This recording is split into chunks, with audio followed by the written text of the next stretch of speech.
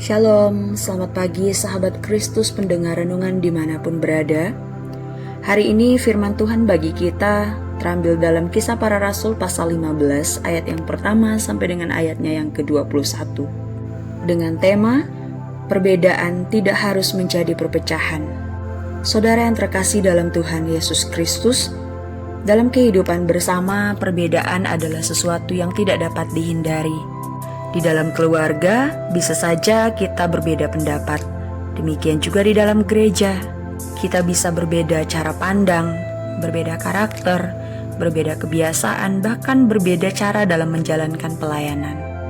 Persoalannya bukanlah apakah kita akan berbeda atau tidak, karena kita pasti akan berbeda. Tapi persoalannya adalah bagaimana kita menyikapi perbedaan itu. Kisah Rasul pasal 15 ini menceritakan sebuah persoalan besar yang terjadi dalam gereja mula-mula. Ada orang-orang yang mengajarkan bahwa orang-orang bukan Yahudi yang percaya kepada Kristus harus disunat dan mengikuti hukum Musa. Persoalan ini kemudian menjadi perdebatan yang cukup serius. Akhirnya persoalan itu dibawa kepada para rasul dan penetua di Yerusalem. Mereka tidak menyelesaikannya dengan saling menyerang. Mereka berkumpul, berdiskusi, mendengarkan kesaksian, dan mencari kehendak Tuhan. Petrus mengingatkan bahwa Allah sendiri telah menerima bangsa-bangsa lain dan memberikan Roh Kudus kepada mereka. Allah tidak membeda-bedakan mereka. Karena itu, janganlah sesuatu yang tidak mampu dipikul oleh manusia dijadikan beban bagi orang lain. Bapak Ibu Saudara, betapa dalam perkataan ini bagi kehidupan kita sekarang. Kadang-kadang kita tanpa sadar membuat kehidupan orang lain menjadi lebih berat karena standar yang kita buat sendiri. Kita merasa bahwa orang lain harus berpikir seperti kita berpikir, melayani seperti kita melayani, atau menjalani kehidupan seperti kita menjalani kehidupan. Padahal Tuhan tidak pernah meminta kita menjadi salinan dari orang lain. Ada orang yang pertumbuhan imannya cepat, ada yang perlahan, ada yang kuat dalam satu bidang pelayanan, sementara yang lain kuat dalam bidang yang berbeda. Ada yang terlihat di depan, ada pula yang melayani dengan setia dalam kesunyian. Yang Tuhan cari bukanlah keseragaman, melainkan hati yang sungguh-sungguh datang kepada Tuhan. Dalam kisah ini, Yakobus kemudian mengambil keputusan dengan bijaksana. Ia tidak mengabaikan kebenaran, tetapi juga tidak memberikan beban yang tidak perlu kepada orang-orang percaya. Mereka mencari jalan yang tepat, menjaga kekudusan sekaligus memelihara persekutuan. Ini mengajarkan kepada kita bahwa menjadi dewasa secara rohani bukan berarti selalu menang dalam perdebatan. Kadang-kadang kedewasaan justru terlihat ketika kita mampu berkata, "Mari kita dengarkan dulu. Mari kita mencari kehendak Tuhan. Mungkin saya tidak sepenuhnya benar." Betapa indah jika sikap seperti ini hidup dalam keluarga dan gereja kita. Hari ini kita juga memperingati Hari Kemerdekaan Republik Indonesia yang ke-81 tahun.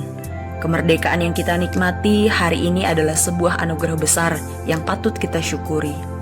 Para pahlawan telah berjuang dengan pengorbanan yang tidak sedikit supaya bangsa ini dapat berdiri sebagai bangsa yang merdeka.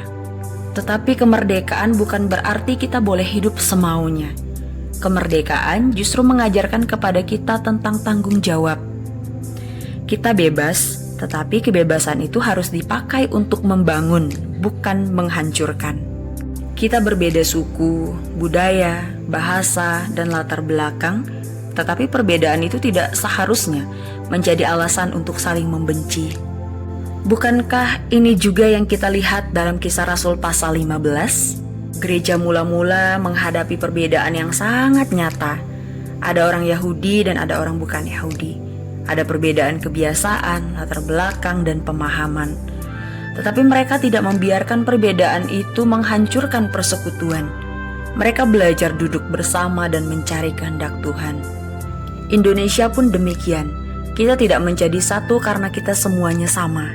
Kita menjadi satu karena di tengah keberagaman, kita memilih untuk hidup bersama. Karena itu, sebagai orang percaya dan sebagai warga negara Indonesia, Marilah kita mengisi kemerdekaan ini dengan kehidupan yang menjadi berkat. Jangan hanya merayakan kemerdekaan dengan upacara, perlombaan, bendera, dan berbagai perayaan. Tetapi mari kita tunjukkan kemerdekaan melalui sikap hidup kita.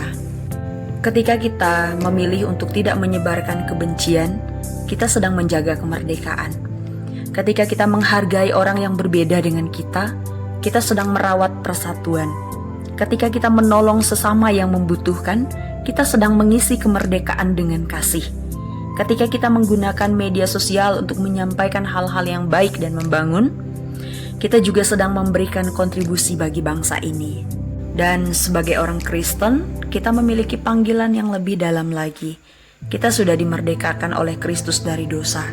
Karena itu, kemerdekaan yang kita miliki bukanlah kemerdekaan untuk hidup sesuka hati, melainkan kemerdekaan untuk hidup bagi Tuhan dan menjadi berkat bagi sesama.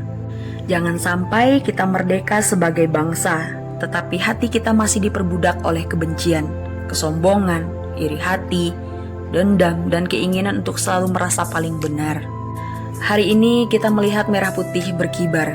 Kiranya kita tidak hanya mengingat perjuangan para pahlawan, tetapi juga mengingat panggilan kita untuk meneruskan perjuangan itu melalui kehidupan yang baik. Mari kita menjaga persatuan. Mari kita menghargai perbedaan. Mari kita berhenti menjadikan perbedaan sebagai alasan untuk saling menjauh. Sebab bangsa ini membutuhkan orang-orang yang mau membangun, bukan orang-orang yang sibuk mencari kesalahan. Demikian juga gereja membutuhkan umat yang bukan hanya pandai berbicara tentang kasih, tapi sungguh-sungguh mempraktikkan kasih itu. Nas ini mengingatkan kita bahwa gereja yang sehat bukan gereja yang tidak pernah memiliki perbedaan. Gereja yang sehat adalah gereja yang mampu menghadapi perbedaan dengan kasih, kerendahan hati, doa, dan keinginan yang sungguh-sungguh untuk mencari kehendak Tuhan. Dan pada hari kemerdekaan ini, kiranya kita mengingat bahwa persatuan bukan berarti harus menjadi sama. Persatuan berarti mampu hidup bersama di tengah perbedaan. Kiranya Tuhan menolong kita untuk menerima perbedaan tanpa kehilangan kasih, mempertahankan kebenaran tanpa menjadi sombong, menggunakan kemerdekaan dengan bertanggung jawab, dan menjadi warga negara yang membawa damai. Sebab pada akhirnya, yang paling penting bukanlah siapa yang menang dalam perdebatan. Yang paling penting adalah apakah melalui kehidupan kita, Kristus semakin dikenal, kasih semakin nyata, persatuan semakin kuat, dan Indonesia semakin diberkati. Dirgahayu Republik Indonesia, merdeka untuk berbuat baik, merdeka untuk mengasihi, dan merdeka untuk menjadi berkat bagi sesama.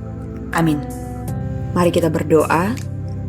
Kami berterima kasih kepadamu Tuhan Yesus untuk kemerdekaan yang telah Tuhan berikan kepada kami. Biarlah kami menjadi warga negara Indonesia yang tidak menganggap perbedaan sebagai sesuatu yang menjadi perpecahan. Berikan hikmat kepada setiap kami supaya menjadikan perbedaan sebagai sesuatu kekuatan untuk kemajuan gereja kami, kemajuan bangsa dan negara kami. Terpujilah namamu yang kudus Tuhan Yesus yang telah memerdekakan hidup kami dan yang telah memberikan kesempatan kepada kami untuk tetap ada sebagaimana kami ada. Dan pada hari ini kami serahkan semuanya kepada Tuhan. Segala sesuatu yang kami lakukan dan kerjakan, biarlah Tuhan yang memberkati dan menuntun kami dengan karya Roh Kudus-Mu, supaya kami dapat berjalan di dalam terang Tuhan. Terpujilah namamu yang kudus Tuhan yang baik, dari pagi, siang, sore hingga malam, kami serahkan semuanya ke dalam tangan pengasihan Engkau. Di dalam nama Tuhan Yesus Kristus kami berdoa. Amin. Selamat beraktivitas, Tuhan Yesus memberkati. Shalom.